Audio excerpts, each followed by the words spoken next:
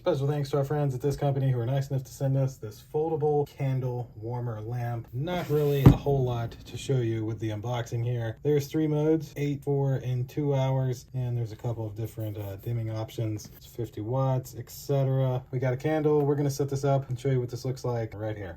So here is this foldable candle warmer lamp. It is adjustable. So if you have a taller candle, you can raise it higher, or for example, as this one keeps melting, we can push it in closer so that it would melt more of the candle. It just uses a little Allen wrench to tighten, which they of course include for you, along with their instructions, and even a replacement bulb for the light. The little controller has a couple of settings. You have a timer, 2 hours, 4 hours, or 8 hours, and then this will dim the lamp or brighten the lamp, and of course that's the main power button to cut it on and off. That'll essentially do it for this foldable candle warmer lamp. Thanks again to this company who was nice enough to send it to me. Thank you all for watching this demonstration. We'll see you in the next one. Deuces.